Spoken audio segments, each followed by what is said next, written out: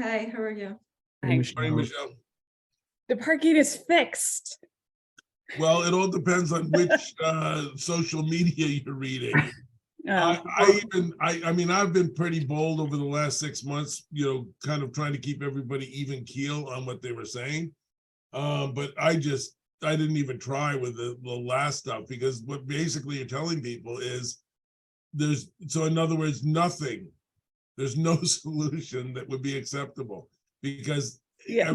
if somebody's complaining about something, and then that, if you said, well, okay, well, let's stop doing that, that would be what other people would start complaining about. I thought the village did a very good job coming up with a pretty even spreaded concept that you don't want to use, you want to just use quarters, go to the kiosk, use quarters, no problem.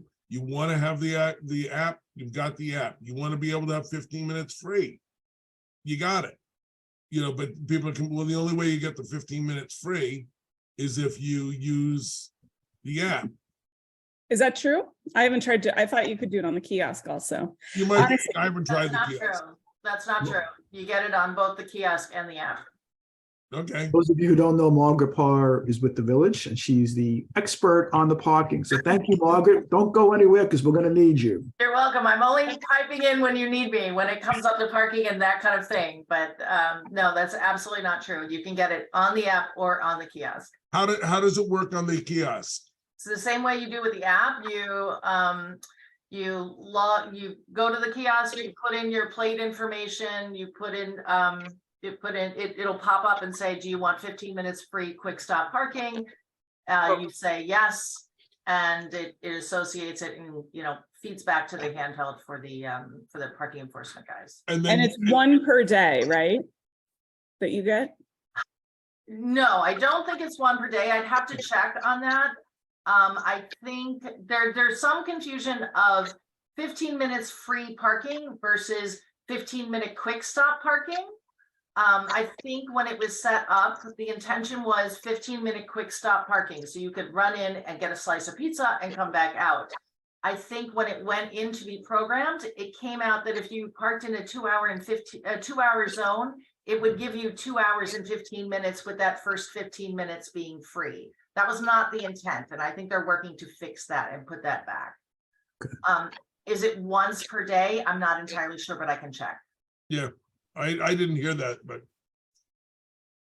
are you seeing that people are using it?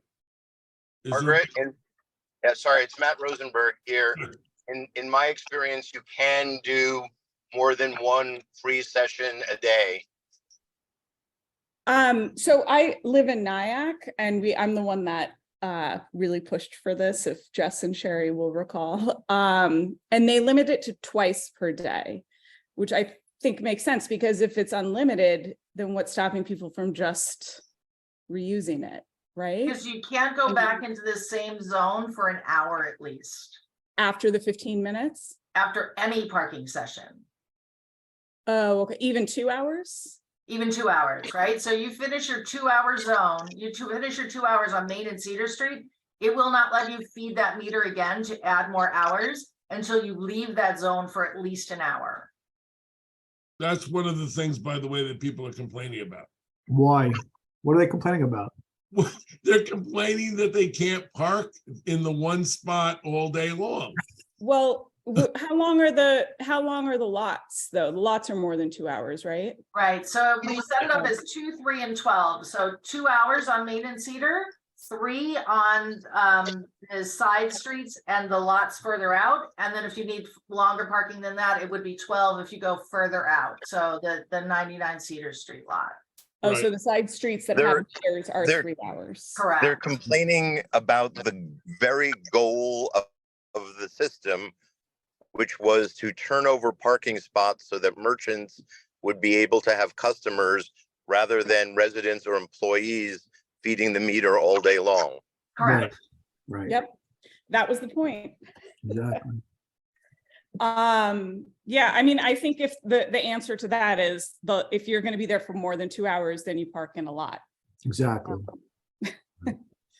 And And there was a meeting, the last Board of Trustees meeting work session before, there was talk about further incentivizing the use of 99 Cedar Street.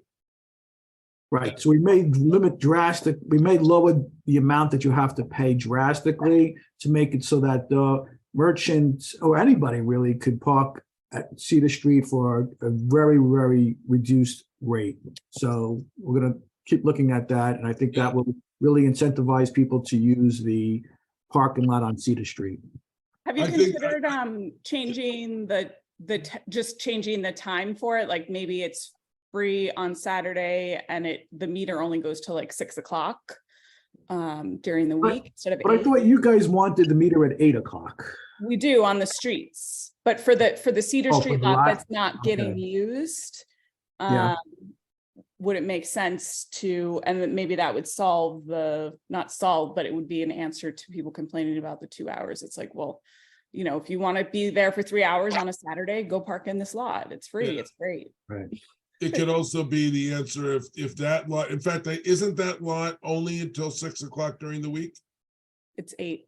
Okay, so, because that would be another one that. Yeah, but- would be an option for the people who, residents.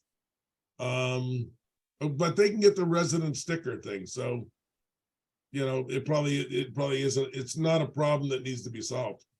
Where is the resident sticker good right now? So the resident sticker is only available to people who are who were formerly eligible for the central business district permits.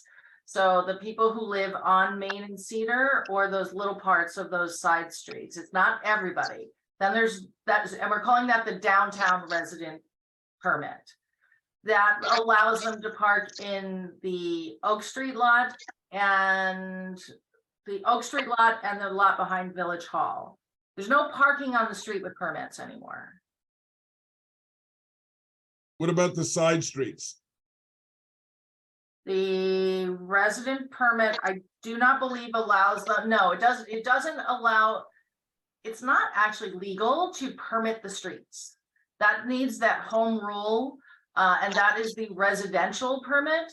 And those are the people that live in those further sections up, not the ones right off of Main and Cedar. Okay, I mean, one of the things I remember I thought we had solved was the idea that people were circumventing the issue of train parking by parking on the side streets, the tree streets.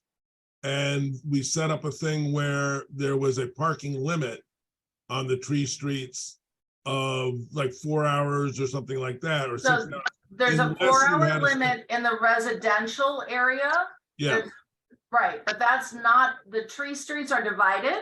So part of the tree streets that's closest to Main and Cedar, has that's the- part of yeah. the 3-hour area. When you get further up away from Main or Cedar, those are 4 hours. You don't pay for those, but if you're gonna park there more than 4 hours, you have to have the residential permit. right, and so that still exists. Correct, Yeah, okay, cool. and that won't change. That's like set by Albany. Yeah. Are you doing something about the people on the little alley who have one address even though they front right on Palisade Street?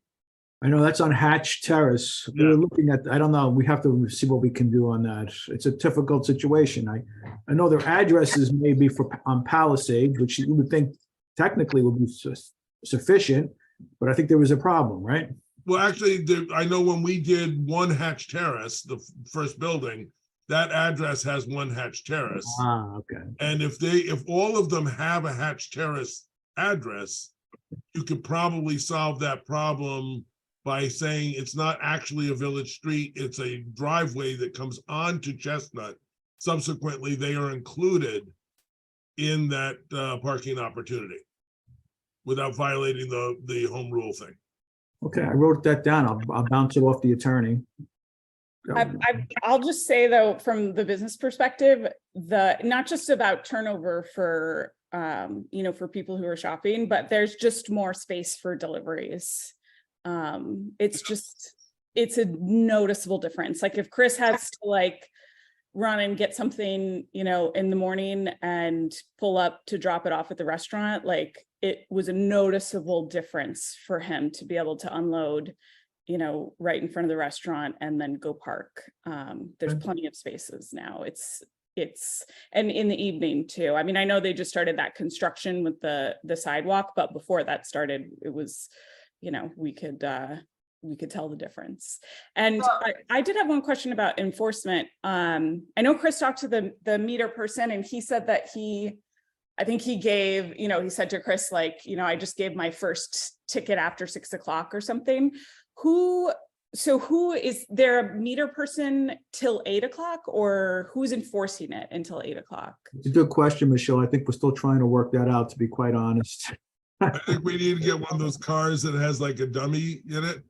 It's just, Well, parking on. No, we actually need to give tickets, otherwise they're not gonna listen to the 8 o'clock. hey, it's Matt Rosenberg again. There's money in the budget that was passed for extending the meter reading to 8 o'clock and on Saturdays. So Right. what, Money there, when but- those hires happen, I don't know, but there's money allocated for that purpose. Right. So we have the money, but it's just we're trying to work out who is going to be actually doing, who we're going to hire to do that. So, yeah.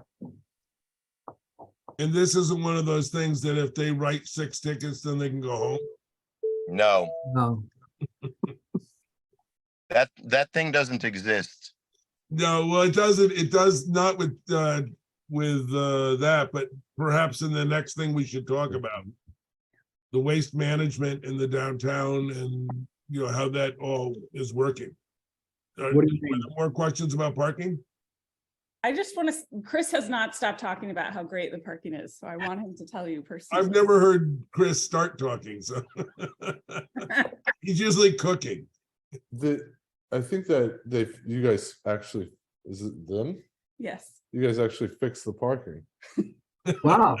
We'll put you Please on the go phone. on next door and just type that, but don't associate it with your restaurant. Because Tell everybody on Facebook and everybody else that you think that we fixed the parking. Yeah, Please No, write a letter to the Enterprise. Yes. So since they ripped up the sidewalks, this has been my anecdotal experience. There's no data to back any of these things that I'm about to say up, but I think that since they ripped out the sidewalks, there hasn't. I would go to the restaurant at 9:30, 10 o'clock in the morning, and with a pickup truck full of stuff, and have to double park to unload, and my neighbor has to do that too. And so now you have this situation where I'm blocking the street, my neighbor's blocking the street, there's a liquor delivery truck, another food delivery truck, and double buses driving through downtown Dobbs Ferry. It was insane, absolutely insane, and there was nowhere to park. And I think over the course of the past year and a half, and I'm correlating this with a decline in sales for the past year and a half. I think we trained people to not come downtown because it's such an epic pain in the ass to leave your car anywhere. This is recorded. This is recorded. Keep that's it. okay, but nobody listens to it, so.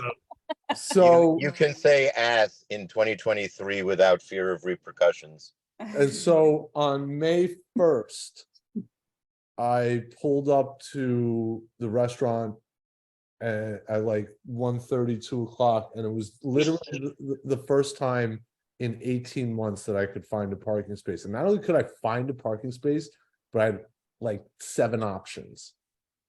And so this has all worked exactly how I wanted it to work, where the residents now aren't using Main Street as their driveway, and my staff isn't circling the block 6 times to try to find the closest parking space to the restaurant because they can't.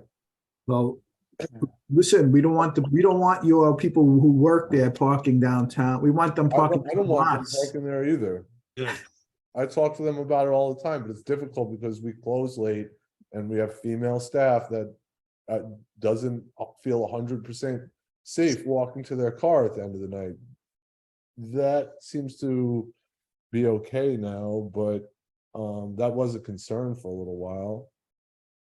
And it's better. Like my question is, from when the parking enforcement guy goes home at 6 o'clock. I saw I him, just asked. I saw him yesterday, not yesterday, last week.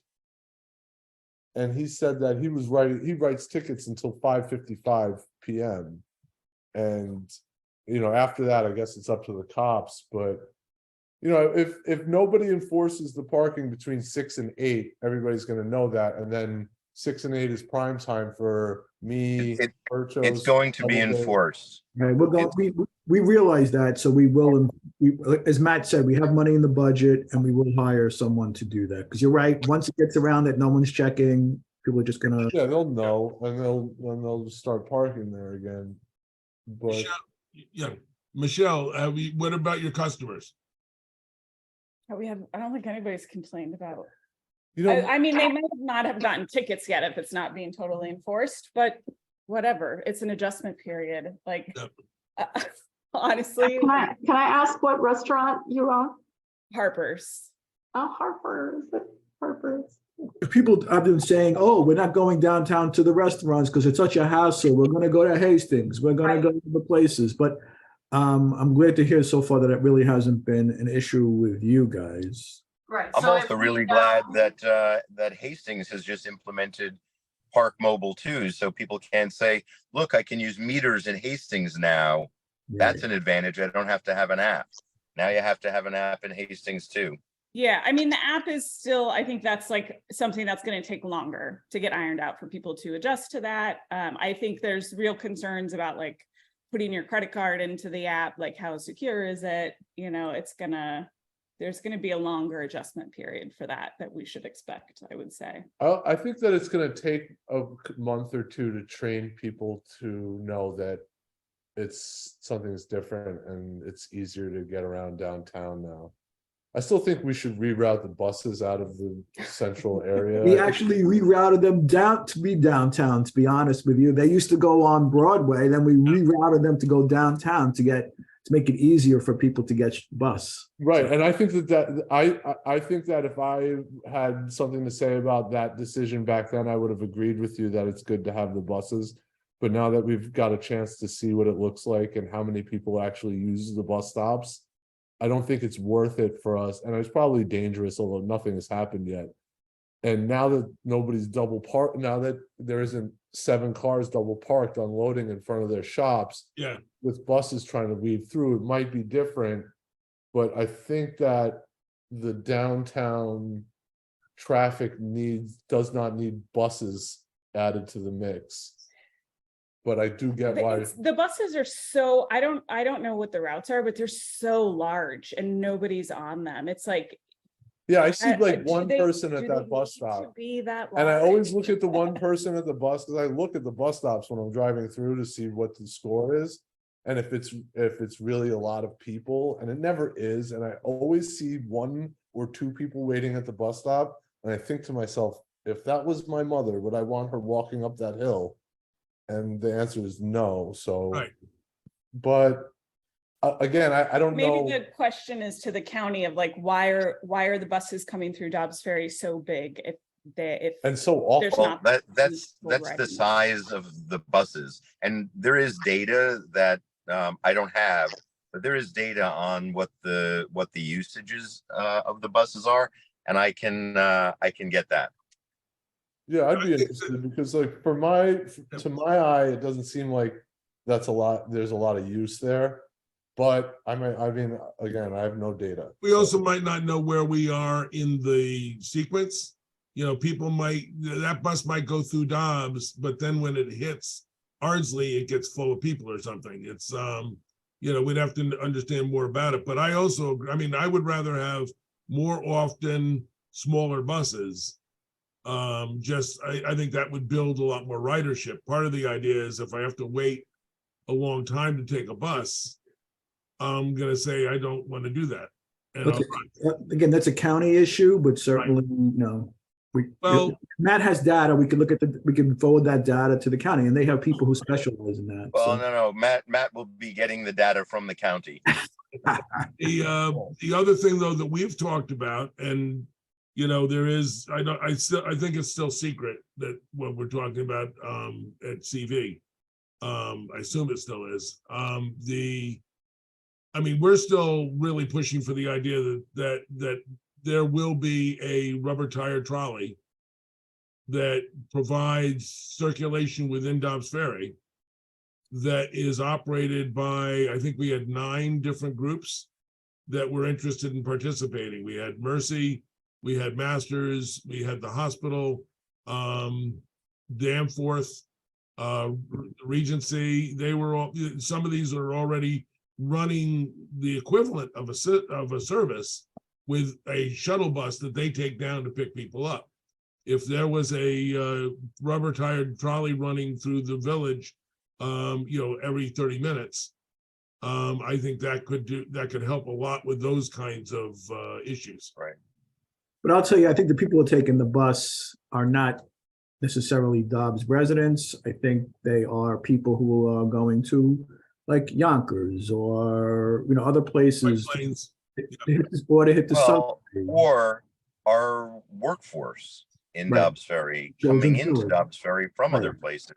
That's one of the primary reasons to have the bus in the business district, is because people, we want to encourage people from outside of Dobbs Ferry. Since we have an affordable housing problem, we want people from outside of Dobbs Ferry who can't afford to live here to be able to work here and to be able to get here without adding to the parking problem.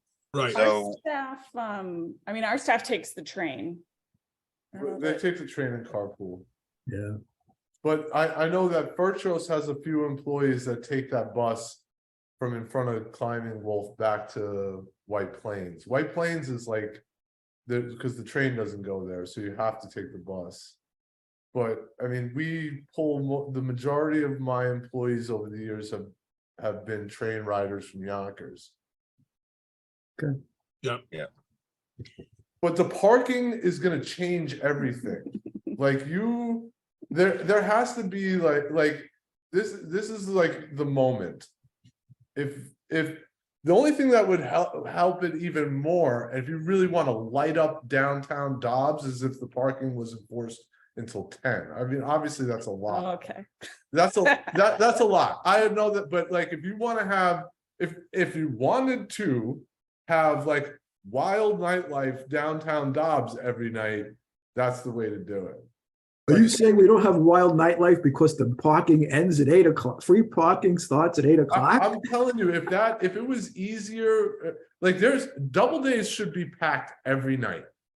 That is a bar for the masses. Like, Harper's is hoity-toity. We don't carry Bud and all that shit, but double days should be lit up all night long. And if they had, if the access was better, if it wasn't such a, I mean, every time it rains, snows, or is too cold, nobody is in the restaurant. Nobody's across the street.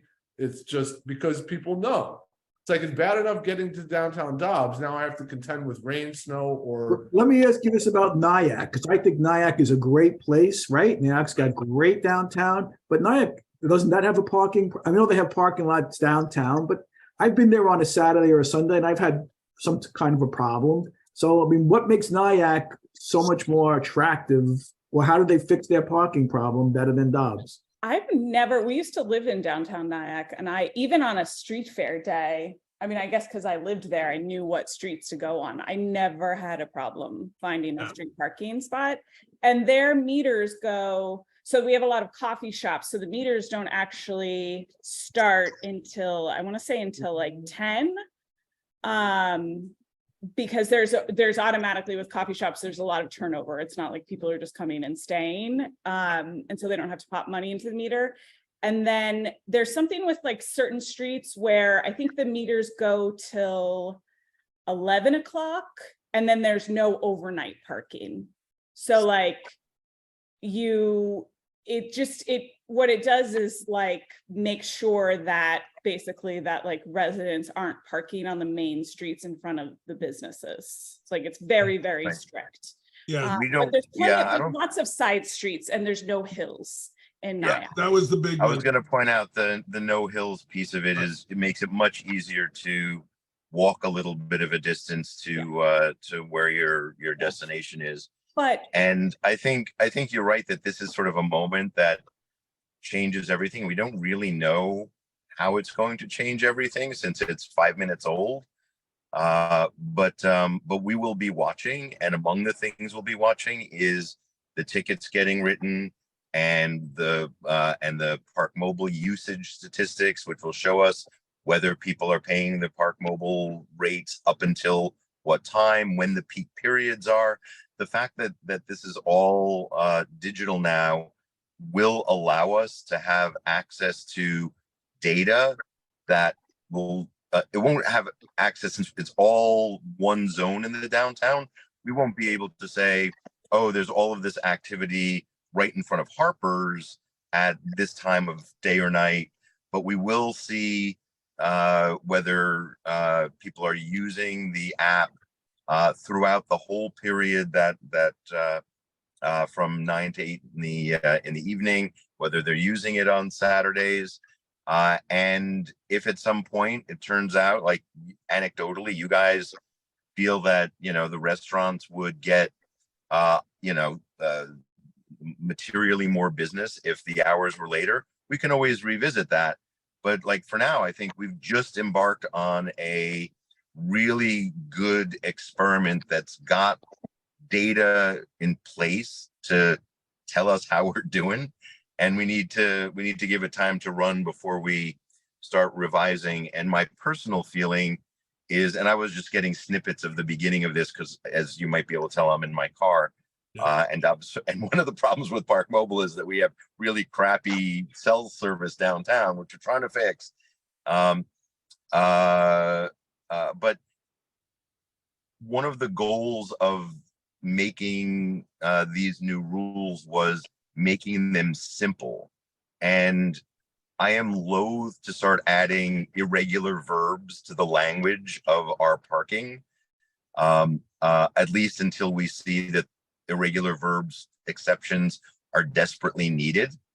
So like right now, like my feeling is we got to let this experiment run for a year before we really know how it's going. So I wouldn't spend too much time. We spent a lot of time on parking over the last year. I would like to not spend that much time looking for small fixes when we don't really know that there are problems yet. Right. yeah, I mean, I think would say that's good advice. the Cedar Street lot, though, if it's still empty, is a big missed opportunity. I mean, signage, obviously, but also maybe tweaking the hours a little bit on that lot if it's still empty. Right. Yeah, Yeah, Michelle, well, have you got we'll any- see. We're We're gonna about focus to make on- it really cheap to park there. So, so if money is an issue for anybody, then that's the incentive. If it's too much of a pain in the ass to use that parking lot, then I don't know what else we can do. Like we're trying to move people, and I think we're anecdotally succeeding in stopping employees from feeding the meters because they can't anymore. Right. They're 2 hours and then out. And that's the employee incentive and the employer incentive to get inexpensive permits to the Cedar Street lot for their employees, like to try to fill up that lot and make it really useful. And if it's still not useful, my first question is not gonna be what we can do to change things in the Cedar Street lot. It's where are all the employees going now?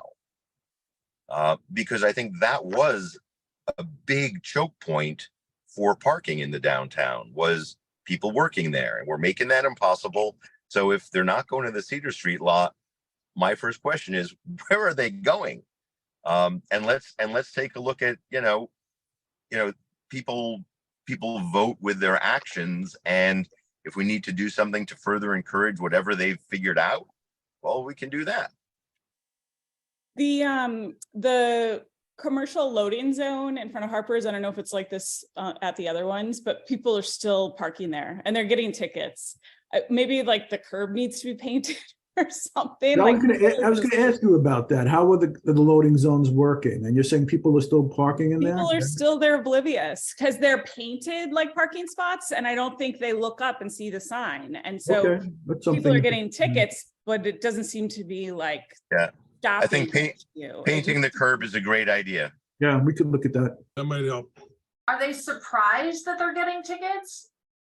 I don't know. I mean, I would imagine so. And then they look up and see the sign and go, "Oh, I didn't, notice." Nobody smiles when they see a ticket on their window. No, but there's a difference between parking in a loading zone and getting a ticket and not realizing you're in a parking zone and getting a ticket. Yeah. That's There's true. so many people parking there, and I see them getting tickets that I have to imagine that they don't realize, because it's still painted like a regular parking spot. Yeah. And all that's changed is the signage around it. That shouldn't be a problem. We shouldn't have even striped parking spots on Main Street at all. We should just eliminate that. There's no real reason, since nothing is keyed to spaces. There's no reason that we should have even striped spaces in. We're gonna, I understand why you're saying it, and I think it'd be good to see what happens with it. We've seen success in some places. We've seen where it gets messy in others. It all depends often on how tight the striping was. If the striping was very loose, all of a sudden it feels like you've got a lot more parking. If the striping was tight, what you find is that all of a sudden there's a lot of 6 feet between cars and you're losing spaces. So we'll have to see which way it is here. It can also be some places are striped and some places aren't, if you find that you're having that problem. Well, at the moment, all spaces are striped, and I hear Michelle's concern that people might not know. So I do think, Mr. Mayor, we should talk about that at a board meeting and see if the DPW can and the police are good with painting the curb, because that's a good universal indicator. A red curb is not a place to park. That should be easy to do. Or yellow. I think it's yellow, right? Is usually like the indication that it's a. Yeah, whichever, I guess, loading zone. loading zone is yellow, yeah, because sometimes you You can can park there also, after certain you hours. could probably do the like loading zone, like crisscross too, right? But then, people would have to get used to the idea that after 6 o'clock, they could actually use the Right. spot. That's So true. Holly has to leave soon. Yeah, So Holly, what's going on, Holly? I don't want to extend the parking thing any longer. And this is just one quick consumer anecdotal input, but I have been trying to patronize Bloomies and the Pod down on Cedar Street. As new businesses, I wanted to, try to buy my cheese there instead of buying it where I already am at Mom's or at DeChico, and buying my chocolates at the Pod because I love that place. But I can't tell you how many times I'm just trying to squeeze in this little pit stop on the way doing other errands, and I just can't find a place to park. And then now there are those 2 big loading zone spots that when I'm passing by, they're always empty. And so anyway, it makes it very hard for me to easily patronize those businesses. Of course, I could park at Stop and Shop and walk over, but usually I'm like in a rush trying to do a whole bunch of other things, I wonder for Cedar Street if another thing that they tried in Nyack for a while, which I thought was great, dropping my son off at drum lesson, is and they still have a couple of them around town, is there's designated 10-minute spots where you literally just pop in to pick something up and get in your car and go. It's not even like a true metered spot, like maybe playing with one spot on Cedar Street that's that for a short period of time to see. Because Cedar Street is, we've noticed there's more parking spots on Cedar Street now, but I agree, like that street, if I think about going somewhere on that street, I have to like mentally prepare for the situation that it is. Again, I would say like we just started this, and I think we have to give it a little bit more time before we start trying to create other rules and arrangements. I hear you, and I know that Trustee Galen has asked that we look at the loading zone right in front of Bloomies for obvious reasons. So I think that's being looked at. Right. I mean, I you know, there's a survey I think that is going around to merchants regarding the hours that loading zones are necessary. I could be wrong about that as the specific thing, but I believe that's the survey that's going around. Yeah. And if it's determined that, you know, 90% of deliveries happen between, you know, 6 a.m. and 10 a.m., then we can look at changing the hours for those. So, And then, but then maybe those loading zones, maybe that's the opportunity, is it's not necessarily a parking spot, but it's a quick stop for anyone at some point. Yeah, I know we spoke about doing that for a while, and I know we didn't force it we didn't do it for a couple of reasons, but I think maybe the survey will be more helpful to go forward. So I don't have much time. garbage. I don't have much time either. So Patty, what else do you have? Garbage? Yeah, well, one of the things that Holly was concerned because What other garbage does Patty have? let's not be so funny with Patty all the time. Holly has been heading up our waste management stuff with the Sustainability Task Force, Waste Task Force, and one of the big concerns we have is how it's working in the downtown.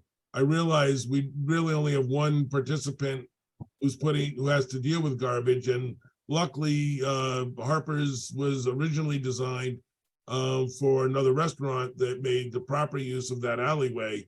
So Harper's is pretty well set for being able to manage their garbage. But a lot of places in town don't have a convenience like that. And one of the things we're just trying to figure out is how do we reduce the number of garbage bags that are being set out by a curb on like a Saturday night and then sitting there till Monday morning. And we had it at our Dirt Fest. We had a very interesting conversation with Mr. Latimer, who basically was talking about a potential workaround. He said, because we approached him about, can the county help us with our waste containers in the downtown? And he said, no. But the bus stops are county. And if we thought we needed to have more garbage receptacles at the bus stops, which of course makes no difference to us, it's in the downtown, that the county then could help with providing those. Okay. The goal is doing something that is pretty much the opposite of what everybody thinks they want to do, but it might be the only thing would actually work, is we actually don't need more garbage receptacles that neck it down more and more and more to prevent people from putting bags of garbage in them. We actually perhaps need to have a couple of larger receptacles in the downtown so that when somebody is, putting out a full bag of garbage, it's not sitting on the curb, it can go into the receptacle. Right. I know. So Patty, are you talking about residents using, garbage cans where you're supposed to throw a gum wrapper to throw out their household? Well, it's funny. It doesn't seem to happen on Cedar Street. We've made a kind of study of it over the last couple of weeks. On Cedar Street, it seems pretty good, and it might just be that there are those vacant lots that people can put garbage pails in because they have them there on Cedar Street. On Upper Main, the buildings along there have really limited garbage, space to store garbage on their site. And often the businesses are the ones that get criticized for the garbage being out in front. My wife is the manager of Family Helpers, and since COVID started there, she's here more than there. It used to be the guy stopping in and threatening to give her a summons if she didn't clean up the garbage that was in front. The garbage in front was not from their business, it was from the people living in the apartments above. And you're saying that there's no space for the landlord would say there's not enough space to hold the garbage bags, and There's no place in their building for garbage storage. So it's and there are a lot of the older buildings have that.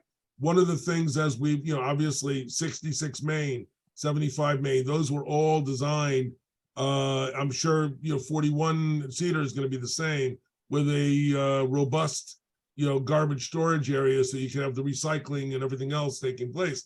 But when you get on particularly kind of Upper Main, lots of those older buildings just don't have any kind of a Yeah. storage facility. So trying to find some way that we would actually, if you're gonna take your garbage out, you'd be able to take it out and put it in a receptacle that could contain it. That's an interesting problem. Okay, that's something that we could look at. I know, like I was saying, the city, I know this New York City is looking at the same situation with containers on the sidewalk, and other bigger cities are doing the same as well. I don't know what other municipalities in Westchester are doing, but we can look at it. Yeah, we do have some little pocket parks, so to speak, along in those areas, driveway going down. We did a project in Chicago, different political environment. We were trying to get a variance to add a story on a building, and it's not up to the zoning board, it's up to the alderman. And the alderman came and met with us. I mean, it's supposed to be up to the zoning board, but it's up to the alderman. He came and met with us and he said, well, we have a problem on the alley behind your building. None of the other buildings have any place to put their garbage. You've got space. Would you be willing to have a garbage container that the city would pick up and maintain, but it would be on your property? And if you were willing to do that, we'll give you the extra story. So we said, sure. And so it solved the whole problem. Now there's a nice, everybody who lives on that block puts their garbage in the receptacle that's designed to hold that kind of garbage. Okay. So there are a few other things that I would like to, at some point, or find a way to open dialogue with, particularly restaurant and food vendors in Dobbs. And that is three things, actually, like trying to improve communication around recycling, and I guess the same issues, space issues around recycling. And trying to just discuss ways to possibly do more dealing with food waste. And one of the things, and I know you've heard of this, Michelle, and maybe it doesn't really apply to Harper's, I don't know, but there are apps like Too Good To Go, where businesses can, join this. People can use this app to find out where in town they can go to get reduced price meals at the end of the day. They call them like surprise packages. And it's food that a restaurant would otherwise be throwing out, but that can get sold for, like, I think, sometimes $6, sometimes $12, sometimes $15 for a package of food. I don't know if that applies to Harper's. Do you do many carryouts at all, or? No, I mean, all of our food is made to order. So that kind of platform is usually good for places that make batches of food in advance, and then it wouldn't be, they wouldn't be able to sell it the next day. But there's I think like sushi or pizza or something like that. But he keeps it tight. It's everything's made to order, but there's still room for composting. I mean, there's still, when people don't take their food home and we have to throw it out in the garbage, or food prep, like, the waste that comes from that. There's still room for compost, but I would say for a business to participate in that, especially a restaurant, it would need to be a large scale commercial thing. It would need to be the same kind of thing as recycling and garbage. It's a big bin. It's required by the county that you separate it, like with recycling. Like, it would have to be like a serious program and commercial. Yeah, so this is just kind of wanting to open a dialogue. That we've got this partner in Hastings, Hudson Compost, who is just going gangbusters, and they might do like a pilot with just a select number of restaurants in Dobbs, just to test it out, in which they would be picking up curbside. But we're just floating these ideas, trying to begin a dialogue with with them and with restaurant and food vendors in Dobbs. And the other thing, and again, this might not apply to you, but Westchester County just passed this legislation that's going to require all food purveyors who sell mostly to go food, that they will not be able to give plastic of any kind unless somebody asks for it. And also not even packets of like ketchup and condiments. So it's a upon request only legislation. So instead of getting Chinese food and getting, all this stuff that you didn't even ask for, prepackaged in additional plastic, you'll need to ask for it first. That hasn't gone into effect yet, but the legislation was passed in about a month ago. So I was going to try to get more details on that to share. And we were thinking of maybe trying to do like a little event at the library with, a little catered food and inviting restaurants and food purveyors to that. Do you think that anybody would come to something like that, Michelle? For like brick and mortar businesses, I don't think so. I mean, even with the chamber, the majority of the people that we see in person, like at events, are people who are looking to network. So like remote businesses. The conversations that we have with brick and mortar generally are like one-on-one conversations. They don't tend to come to events. Okay, so we just need but definitely and this is time consuming, but this is what we have to do when we're trying to spread the word about something or get people to participate, is we hand out letters, like walk and hand out letters. It's very time consuming. There's more businesses than you realize on the streets in each village, but that's when we really feel like we want to get a direct message. That's what we have to do. Yeah, and you really need to make the direct connection to the right person. If you talk to Maurice, if you talk to David up at Tompio, Sergio is about to open, so those, you really need to go in and have the conversation directly.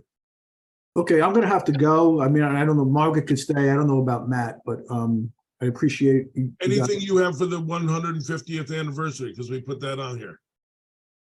Anything you want us to be aware of as the chamber? I think we're already engaging pretty good with you guys. Yeah, we are. I think Margaret can talk about it. Margaret is. I can, and there's actually an 11 o'clock meeting with the staff on that. So if you have more- I'm engaged with the rec department on that, on like event related stuff. But if there's anything, I mean, Kendra and I are in conversations. So, Yeah, I think you guys have really put together a good program. I thought you made some excellent changes to kind of align things so that things that we were doing as the chamber were reinforcing the 150 and vice versa. The 150 was going to bring a lot more activity to what we were trying to do. So I think that's probably all good. I just had it on here in case anybody had a challenge. They weren't being able to get contact, and we're worried about when the soapbox derby racers are going to come through the back of their store or something. Well, so if there were businesses on here, I would talk about it in detail. There's no point right now, but there are letters coming from both Kendra about the street closures and us about participation that Kendra's sending out, that Jess is sending out to her list, that the chamber's sending out to our list. Yep. Maybe in the mayor's newsletter, we could figure out how to put a blurb in there about street closures and participation in the downtown events, so that we're We covering. usually do a special, like when there's a street closure, there's usually a special email that goes out to the Dobbs mailing list. Yep. Yeah, I mean, so we have the letters. I don't know who I would coordinate, with that, but Should coordinate with Margaret. Everything should be hit with Margaret and the interim administrator. okay. All right, so thanks, everybody, and I'll, Thank you, Vince. Thank you. thanks, bye. Thanks all. So So now Margaret, let's talk about the New York mandate for increased density in downtown. Now that Oh, not really. Dina, can I just ask what I didn't meet you? Oh, hi. Hi. I'm with the Chamber of Commerce. I'm the vice president and acting treasurer. The I was Dobbs treasurer Ferry? for the Rivertown The whole Chamber. thing. Oh, Rivertown, okay. Yeah, we cover all four, or Great. the Irvington, Ardsley, Hastings, and Dobbs. Good to know. Okay, thank you. Well, I'm going to take off because I have an 11 o'clock as well. Holly, can I just add, I use Too Good To Go all the time. So if Oh, you anybody do? needs to have the perspective of a user on that, I am happy to help. Oh, great to know. Okay, thank you. I You're know one of our zero waste people uses it all the time too, Marissa. So, but I will be following up with you on that because I want to try to move that idea forward. Okay, thank you for having me. Take care. Good day. Bye-bye. See you later. So anything else that we needed to talk about? I think, Margaret, I could send you an email afterwards and we can coordinate if there's language we could send out about street closures or businesses participating.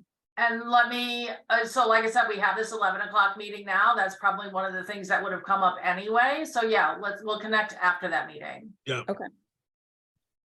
The only other thing we had on the list was the resilience initiative, but I don't know that there's anything we're gonna do here right now with it.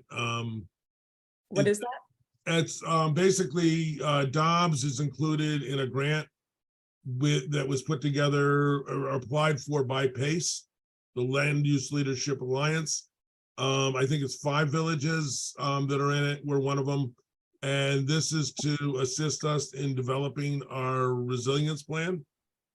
And which is something, I don't know, you guys probably haven't had as much contact with FEMA as I have.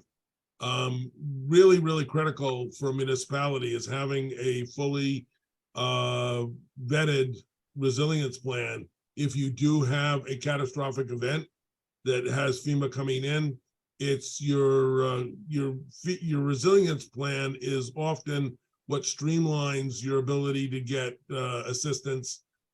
We are looking at increased storms, increased problems. So the idea is we're going to be part of that. I think it's something that we should, I'm in a good position because I'm one of the people on the committee from Dobbs, and I'm one of the people who's on the committee end of it at PACE. So what I'm thinking is we want to integrate that with the restaurants and the other businesses in town that often those are the people who get really adversely affected by something like a flooding event or something like that. And they're also often the ones who can, help with the situation. If all of a sudden we have, 6 feet of snow and people can't get out to get food and stuff like that. So we're going to be working on that. And I want to try and integrate it with the chamber. Great. Electricity, is that part of it? Like the Yeah. down power lines? Because that is the issue that we have, I think, downtown. Like I feel like it was during the pandemic. There was electricity out from a storm and we had a wedding scheduled at Harper's, a pandemic wedding. Somehow the father of the bride was adamant to find this person, found someone with Con Ed who could prioritize Main Street and got them to get the power back up on Main Street so we could host this wedding. But we've had, in all of our spaces, we've had issues with electricity and down power lines. So that's big. That would be the consideration, I think, for businesses. There's a lot of issues coming up over the next, a lot of this, it sounds like a long time, but within the next 10 years is actually a relatively short time. And we're looking, a lot of the metrics that we're anticipating being primary problems are talking about hitting by 2030, which isn't even in 10 years. Speaking of grants, Margaret, do you know when we hear back from the DIG grant, the county? I have not heard anything. I have Okay. not heard anything, but I'm not included on everything. I'm included on most things, but I could accidentally get left off something. So I don't have anything. What is the big grant? That's a grant that Sherry put together with the county, where it's Oh, right. collaboration between villages and Yeah. members, for downtown. Okay. I can see what I can find out.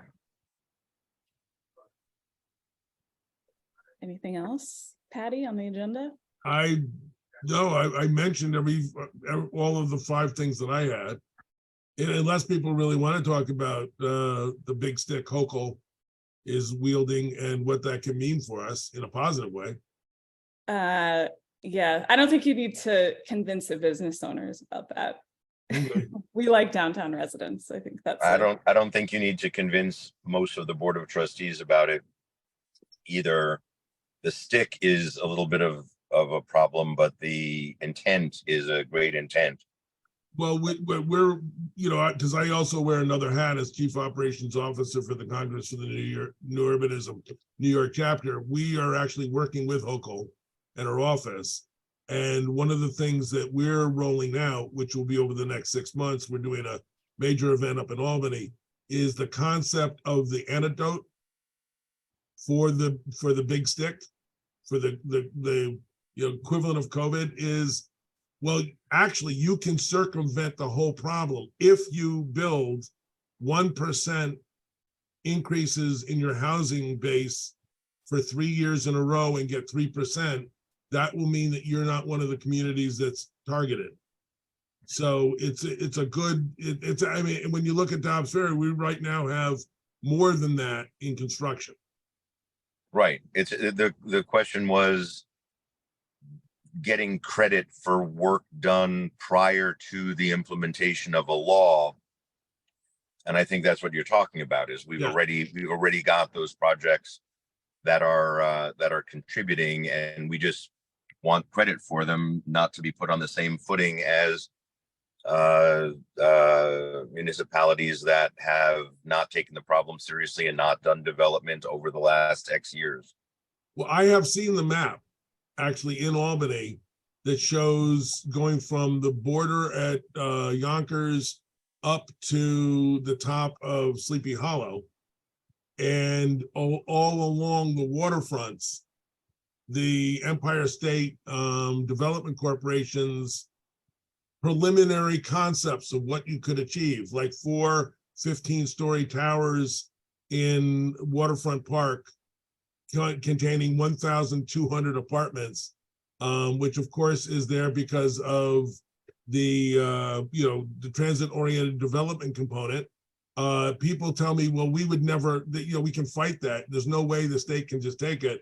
And what I do is I say, read Ed Logue's book, UDC, between 1968 and 1976, I think. And the number of places where they just went in, they have that power. If they can demonstrate that the taking of a park and converting it to housing will be in the best interests of the population of the state, they can do it by eminent domain. They don't even have to pay for it, and they don't have to go to the zoning board. I don't All think, right. I think Dobbs is in much better shape. The one that I think is going to run into the potential problem is Irvington. Hastings. No, I think Oh, no. Hastings, because there's so much of the former Anaconda factory that's actually built on buildable land, whereas Waterfront Park, for example, is a landfill for the most part. Like, you'd have a really difficult time building a big 15-story tower there. Do you see how badly UDC works and how bad the projects they do are? They're not going to worry about the building sinking into the muck. They're just going to stay. They're going to last the last 20 years. What more do you want? I mean, what about the one in Pennis Chan, you know, designed in Twin Parks in the Bronx that had that fire? They put down on the door closers. I think considering all the advocacy we saw for and against cannabis in Dobbs Ferry, I think Dobbs Ferry can rally the same advocacy to save their park if it comes down to it. Maybe. It all depends on the, well equipped Oh. to battle the governor on that. well, we were, if you remember, we were a B town, not an A town in the HUD issue. So we were a municipality that if we wanted to, we could take advantage of what the opportunities were, but we weren't required to.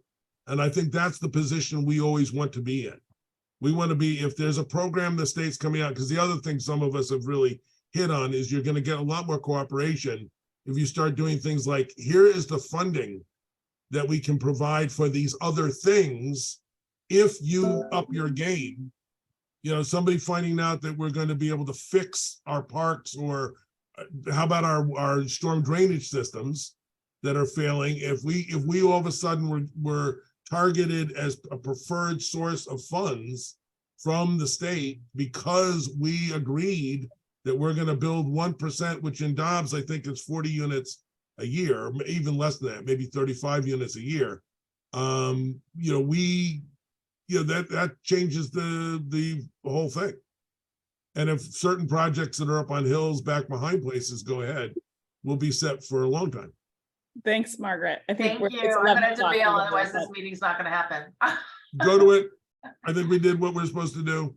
All Thank right. you. Thank Are we you. okay, Nina? Did we did a good enough job? Good, great job. All right. Okay, thanks, everybody. Thank Talk you. I'll be in Bye. touch. Thank you.